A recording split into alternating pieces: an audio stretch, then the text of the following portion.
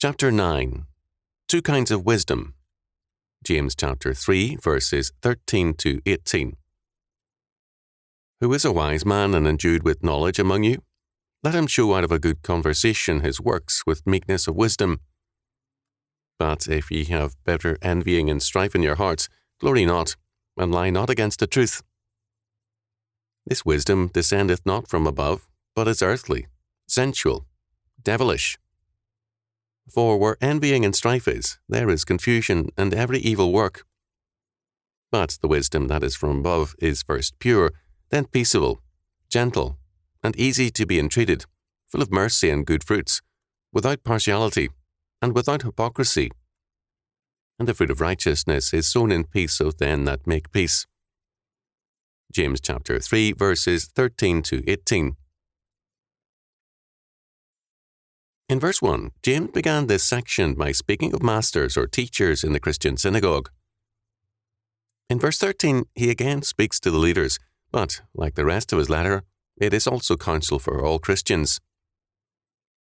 James Hope Moulton commented on this text. Who is enlightened among you, and a man of knowledge? Let him exhibit the fruits of it by a noble life, with the humility that true enlightenment brings. We must be careful to remember that meekness in popular usage has lost its nobility. The Greek word describes a strong man's self-discipline and a wise man's humility.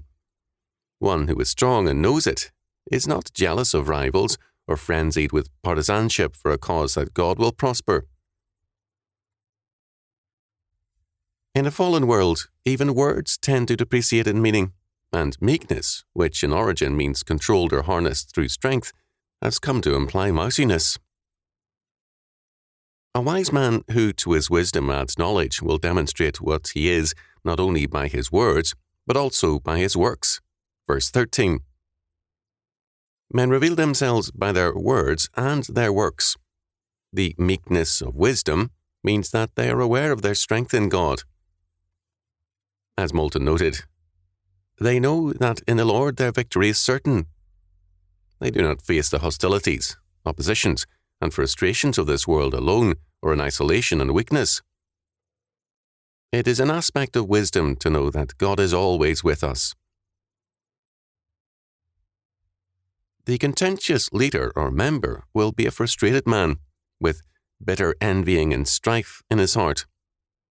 R.C.H. Lenski rendered verse 14 thus, But if you have bitter zeal and selfishness in your heart, do not be boasting and lying against the truth.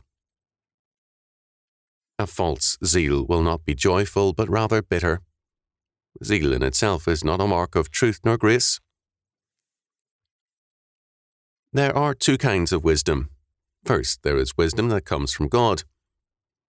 The Bible's, quote, wisdom literature, end quote, indicates how practical godly wisdom is, whereas humanistic wisdom is abstract and unrelated to living. Proverbs chapter 8, verse 36 is a telling and illustrative statement of godly wisdom. Second, man's wisdom, worldly wisdom, or humanistic wisdom can be any number of things.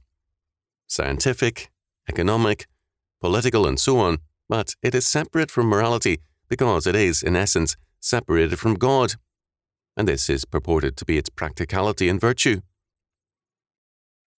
James in verse 15 says in Lenski's translation, This wisdom is not one coming down from above, but is earthly, sensual, demoniacal. For where there is zeal and selfishness, there is disturbance and every bad thing. This is necessarily so. For where envying and strife is, there is confusion and every evil work. Verse 16. This is an eschatological statement. It tells us that evil in all its forms is self-defeating. The man who truly believes in the triune God knows that he is called to victory, and he will work with patience and confidence.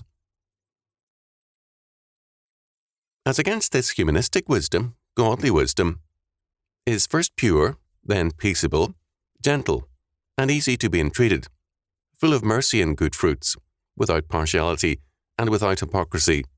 Verse 17. Again, this and verse 18 are eschatological. The consequence of false wisdom is destruction and death, whereas godly wisdom leads to the benefits of a triumphant certainty and victory. Whether we like it or not, the wisdom we cultivate can reveal itself in all our being. The blessed meek are God's nobility. They know their calling is to victory. 1 John chapter 5, verse 4, and they move in that grace and confidence. And the fruit of righteousness is sown in peace of them that make peace. Verse 18. The assurance of victory marks the wise. Their radical dedication to God's righteousness or justice marks them in the peace they communicate in all their being. We fail to appreciate the extent to which our faith shapes us.